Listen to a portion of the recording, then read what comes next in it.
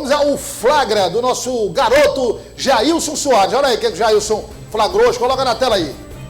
Vai colocar o efeito da pipoca do Rock, não, Marcelo. Coloca aí uma trilha bacana, vai lá. O homem do PIB. O homem do PIB. Cadê, Marcelo?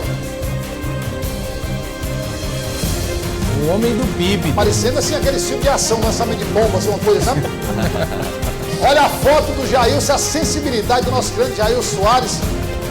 Rapaz, mas essa foto tem muita coisa, viu? O nome PIB, a expressão facial do secretário Washington Fiamão.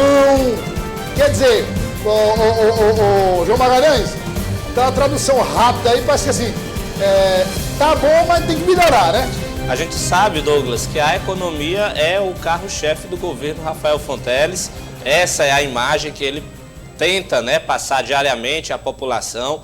Inclusive, a própria questão da agenda internacional do governador sempre mira nessa questão econômica da transição energética, da atração de investimentos no hidrogênio verde, enfim. E, de fato, né, essa foto aí do Jailson Soares, onde mostra o secretário de Planejamento, que apresentou os dados do PIB do Piauí, vai muito nesse sentido da agenda atual do governo. É bom lembrar que o PIB do Piauí ficou aí na casa dos 64 bilhões de reais, então eu acho que serve como parâmetro, né? Já que de fato é o grande vetor do governo Rafael Fonteles, levar esse PIB, trabalhar a economia e claro que a gente vai acompanhar esses resultados.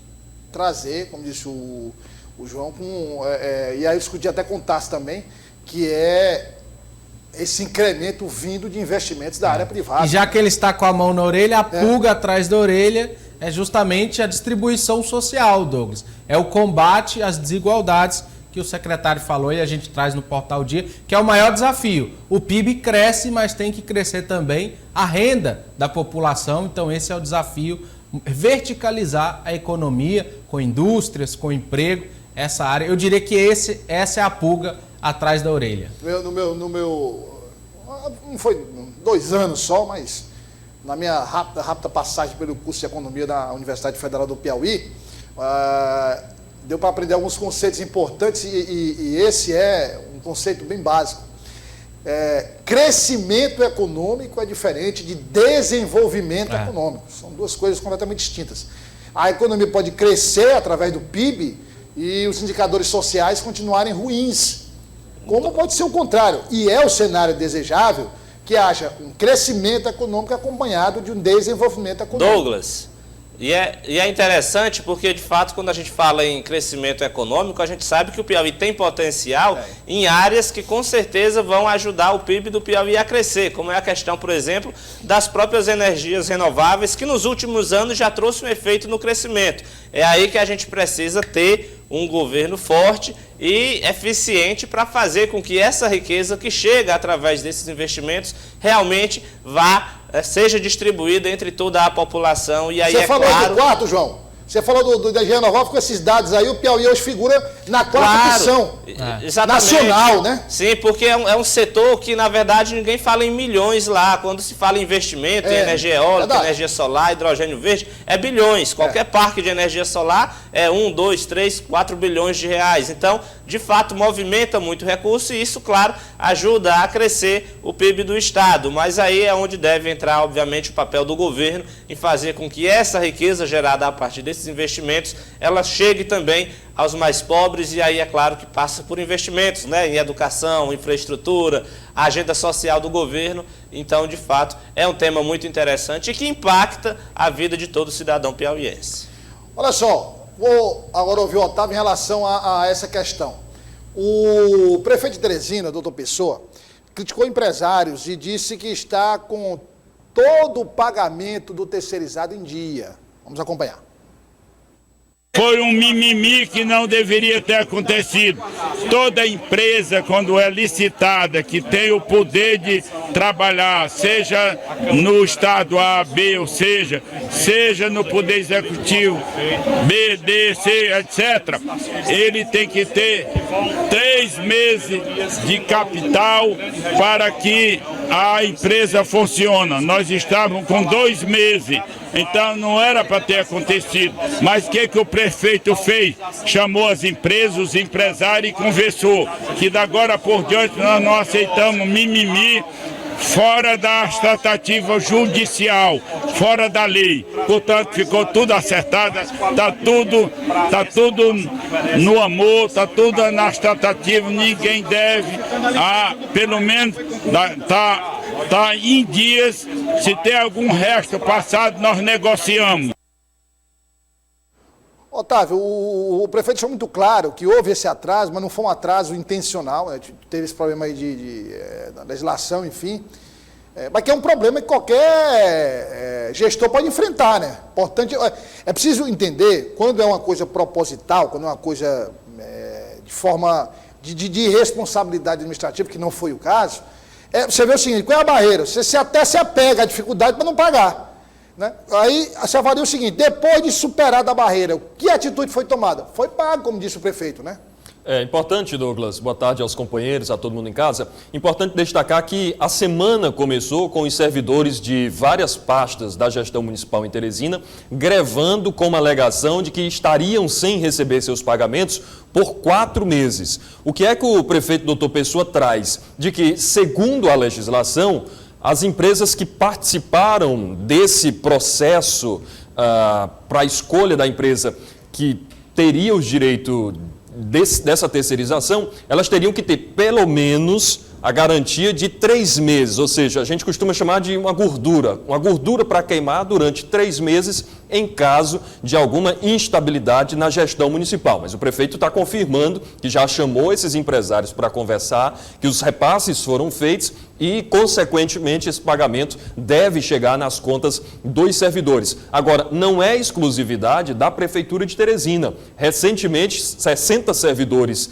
que prestam serviço terceirizado no Detran tiveram também problemas com a empresa terceirizada. No caso específico, o governo repassou esse dinheiro para a empresa, só que no momento que o dinheiro chegou na conta da empresa, por questões burocráticas, esse recurso foi bloqueado. E esses servidores do Detran ficaram sem receber. Foi preciso o órgão recorrer à Justiça do Trabalho, que diz, não, o órgão pode pagar diretamente esses 60 servidores. Portanto, fica aqui um alerta para as gestões, seja ela municipal ou estadual, ter mais rigor na contratação dessas empresas que prestam serviços terceirizados.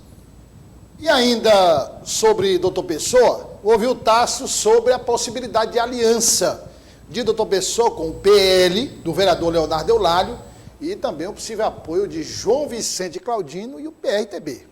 Veja. Quem mexe na política tem que estar com o coração aberto. Quem vive em país democrático tem que ter o coração aberto. E quando é democrático e republicano, mais aberto ainda. É o que nós fizemos. Nós filtramos aqueles que realmente têm que ser filtrados. Mas pessoas que querem bem a Teresina, querem bem o Brasil, pode vir que o prefeito está de braço aberto. E aí, Tássio Cruz, vamos traduzir. Quer dizer, é a possibilidade real? Sim, direta. PL, a gente já trouxe no início da semana, Leonardo Eulálio, deixando bem claro que o partido vai ponderar a melhor estratégia entre um lado ou outro. E PRTB, Douglas, a gente teve informação de bastidor que João Vicente Claudino estaria atuando como um interlocutor para trazer esse partido para a base do prefeito e montar uma estratégia proporcional nessa sigla. A gente sabe que João Vicente, em todas as eleições passadas, conseguiu sucesso na hora de eleger um vereador, montar uma chapa para eleger. Por exemplo, Bruno Vilarinho foi eleito com a votação bem baixa, mas em uma estratégia de João Vicente junto ao PTB quando ele ainda estava lá. Então, a possibilidade existe e começa a ganhar corpo essa coligação da base do Palácio da Cidade para o próximo ano.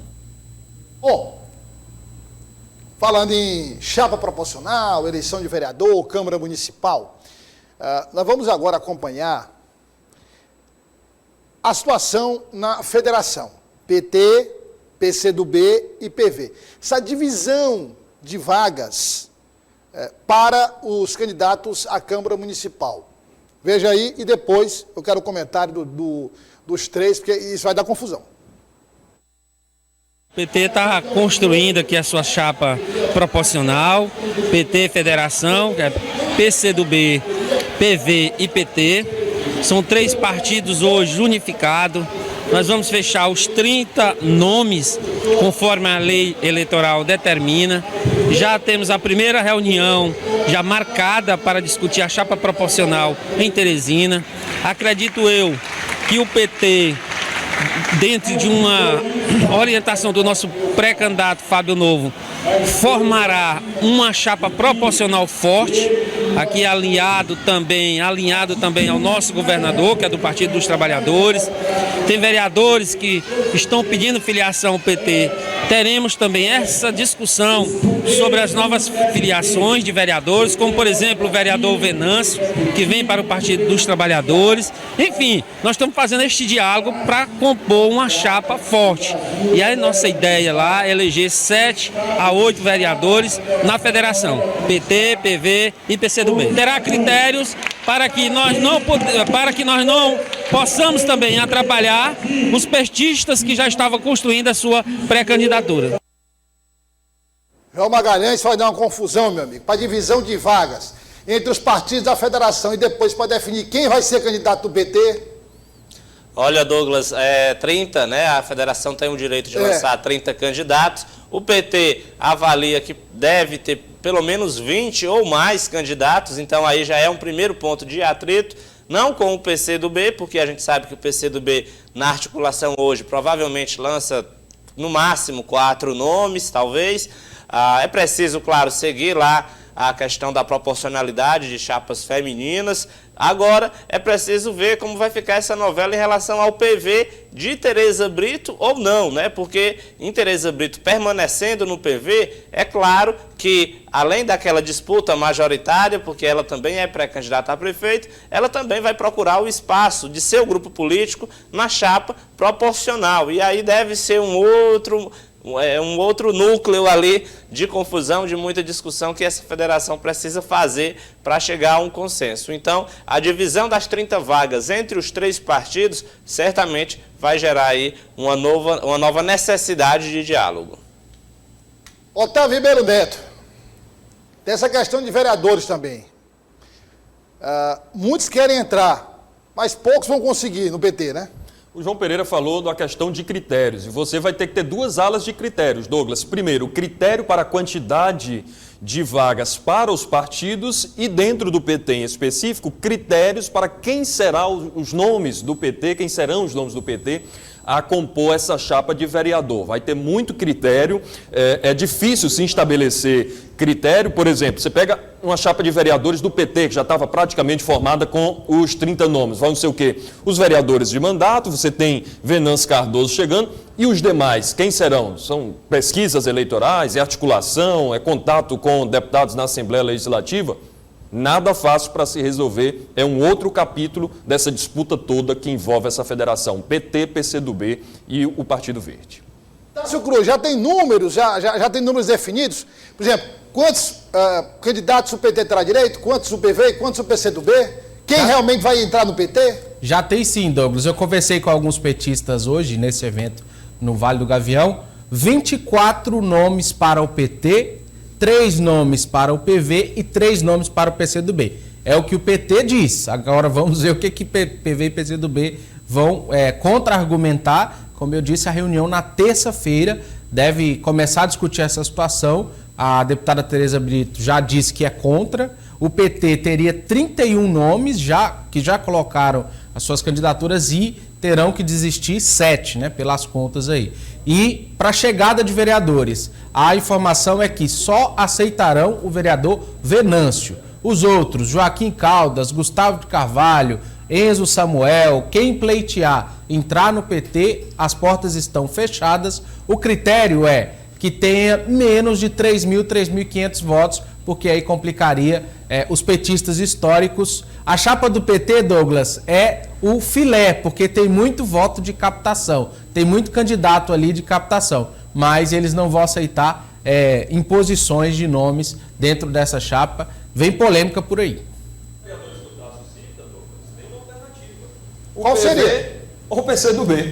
Estarão na chapa, mas não necessariamente dentro do PT. Não, mas assim, o PV nessa situação é complicado, viu? É difícil.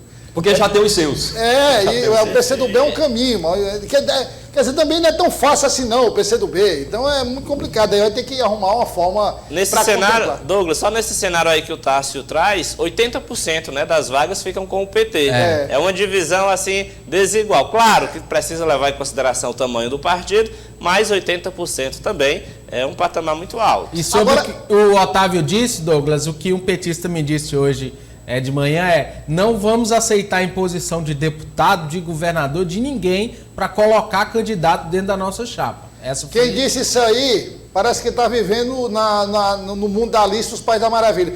Rapaz, olha, é o seguinte, é bom, quando for falar isso aí, nós não vamos aceitar a imposição de governador. Rapaz, melhor não falar, rapaz. É quem tem caneta, rapaz. Pelo amor de Deus. A gente viu o que aconteceu no estado, né? Exatamente. Foram vários deputados para o PT e... Pelo amor de Deus. Entendeu? É arriscado, inclusive, quem falou pegar o beco. Então tem que ter cuidado também, né? Senão tem gente que não tem noção das... governador... História é essa? Não diz eu, mas o governador pode. Foi uma história muito parecida na disputa para ser o candidato do partido, né, Douglas? Agora, tem outros... Por exemplo, não é fácil não, mesmo nos partidos aliados ao pré-candidato Fábio Novo. Se você vai lá para o Solidariedade, está fechado. Sim. O deputado Evaldo Gomes não brinca não, viu? Ele vai lá e fecha. Se você for para o MDB, a parada é dura no MDB. Lá não é fácil. PDT do mesmo jeito. O PSD... Tem todo mundo se protegendo, não vai ser muito fácil, mas de qualquer forma tem que acomodar. Você só pode ser candidato se tiver um partido político. Obrigado, Tássio. Obrigado, Otávio. Obrigado, João Magalhães. A gente se reencontra na segunda-feira. Se Deus quiser, um bom final de semana para todos. E para vocês que nos acompanharam até agora, um ótimo final de semana. Acompanhe todos os programas da O Dia TV no final de semana.